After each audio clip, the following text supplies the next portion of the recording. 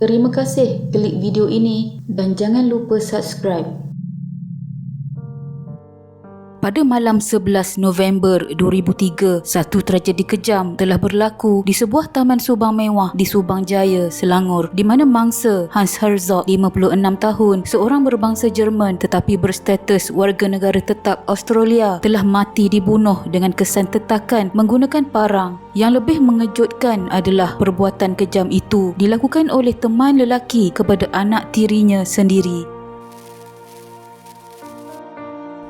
Mangsa tinggal di negara ini sejak 10 tahun sebelum kejadian dan membuat perniagaan alat penapis. Dia berpindah ke Selangor dengan seorang wanita Sarawak pada tahun 1998 dan berkahwin dengannya pada tahun 2000. Isterinya mempunyai 2 anak perempuan dari perkahwinan sebelumnya dengan seorang lelaki berbangsa Cina, di mana seorang berusia 16 tahun dan 14 tahun. Kedua-dua gadis itu bersekolah di sekolah yang sama, Sekolah Menengah USJ 8. Anak tirinya yang berusia 14 tahun adalah anak yang bermasalah dan dipercayai sukar untuk menjalin hubungan dengan ayah tirinya. Dia sering bertengkar dengan ayah tiri dan ibunya kerana mereka tidak menyetujui hubungannya dengan seorang lelaki beberapa tahun lebih tua. Sebulan sebelum kejadian, dia melarikan diri dari rumah setelah ibu bapanya menangkapnya merokok dan memberinya amaran yang keras. Namun seminggu kemudian, ibu bapanya berasa lega apabila anak mereka pulang semula ke rumah, walaupun gadis itu tidak berbicara dengan mereka setelah kejadian tersebut dan enggan menjawab pertanyaan ayah tirinya. Dia juga mengisyaratkan kepada kakaknya bahawa dia tidak senang dengan ayah tirinya yang ingin menyekat kehidupan bebasnya dan tegas. Dia juga dilaporkan memberitahu ibunya, seorang Cina Sarawak berusia 30-an, bahawa dia tidak mahu ayah tirinya campur tangan dalam kehidupan peribadinya.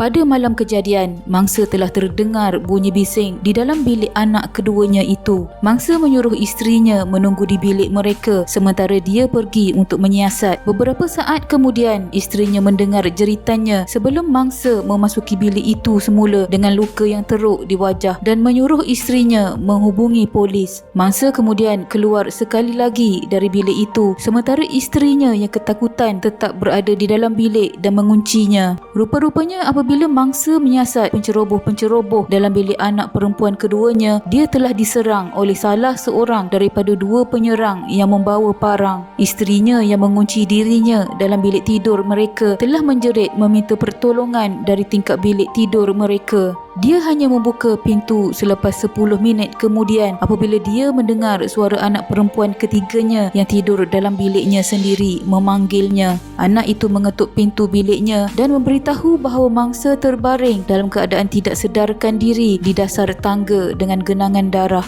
Isteri mangsa dan anak perempuan ketiganya kemudian lari turun tangga dan melihat mangsa terlantar atas lantai yang berlumuran darah. Pihak polis tiba sejurus menerima panggilan kecemasan. Mangsa disahkan telah meninggal dunia dan mayatnya dibawa ke Pusat Perubatan Universiti Malaya untuk proses bedah siasat.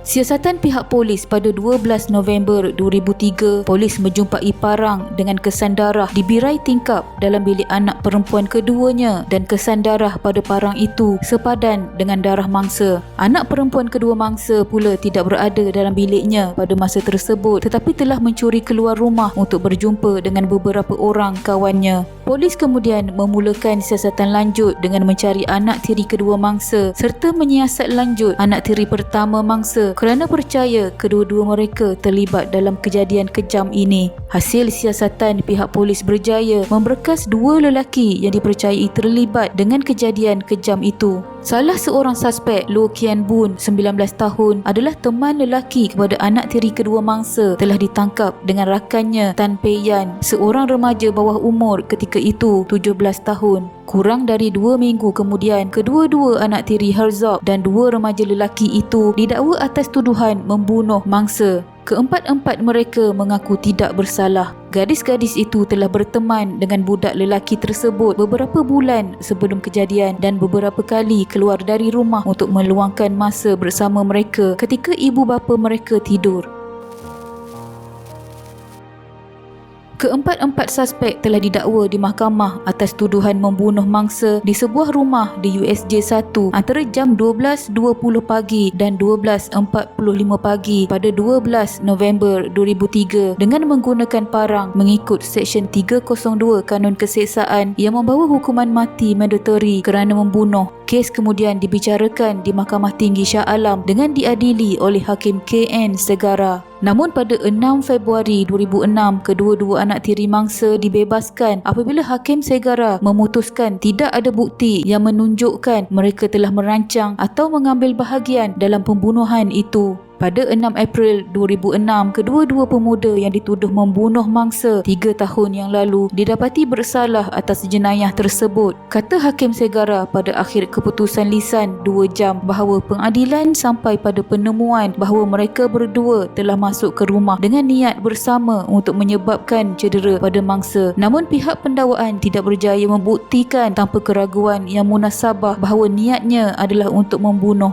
Hakim Segara memulakan pernyataannya dengan mengatakan ada bukti yang jelas dari isteri mangsa bahawa dia melihat 2 orang asing di rumah ketika kejadian, namun dia tidak dapat mengenali 2 orang itu walaupun lampu tangga menyala. Hakim Segara merasakan isteri mangsa menyimpan beberapa maklumat penting yang mungkin dapat membantu pihak pendakwaan, pembelaan dan membantu keadilan dengan cara yang lebih positif. Walaupun begitu, mereka menerima apa yang dia katakan dan kerana dia tidak dapat mengenali siapa pun, kes itu sepenuhnya bergantung kepada bukti yang tidak langsung. Namun Hakim memutuskan ada niat bersama antara keduanya untuk melakukan kejahatan itu. Dia mengatakan bahawa bukti di mahkamah membuat kesimpulan bahawa mereka telah membawa parang itu.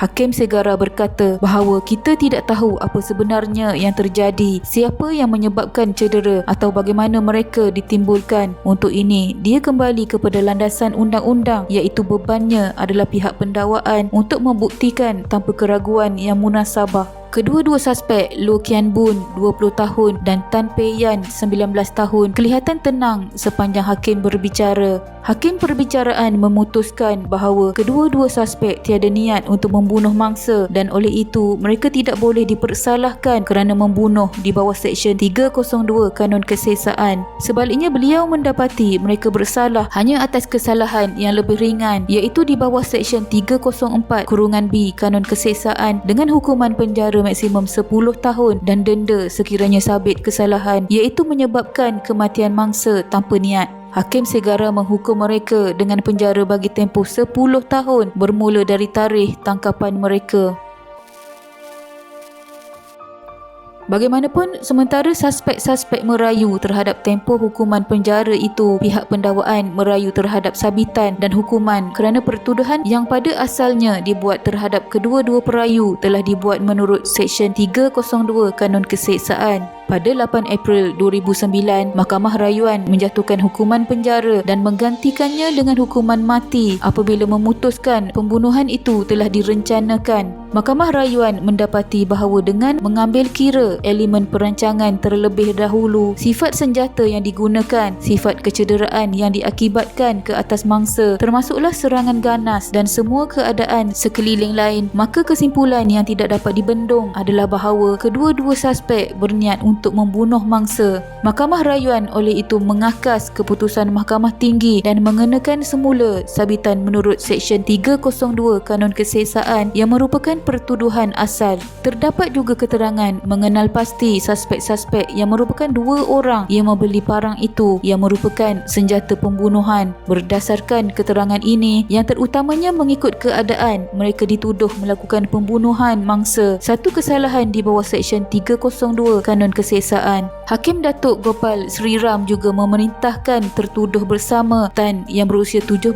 tahun pada masa pembunuhan itu dilepaskan dari hukuman gantung kerana dia dianggap di bawah umur dan diperintahkan untuk ditahan di penjara selama diperkenankan oleh Sultan Selangor. Suspek pertama, Loh Kian Boon, tidak begitu bernasib baik kerana dia berusia 18 tahun semasa kejadian dan diperintahkan untuk digantung. Sri Ram yang duduk bersama Datuk Hassan Lah dan Datuk Jeffrey Tan mengatakan bahawa mereka mendapati kedua-dua tertuduh telah berniat untuk menyebabkan luka maut yang menyebabkan kematian mangsa. Serangan ke atas mangsa telah direncanakan sebelumnya. Ini disokong melalui bukti yang dikemukakan oleh pembelian 2 parang dan cara kedua tertuduh memasuki rumah mangsa. Dengan mempertimbangkan unsur preditasi, sifat senjata yang digunakan, sifat cedera yang menunjukkan serangan biadab dan keadaan lain, kesimpulannya adalah bahawa mereka bermaksud membunuh mangsa.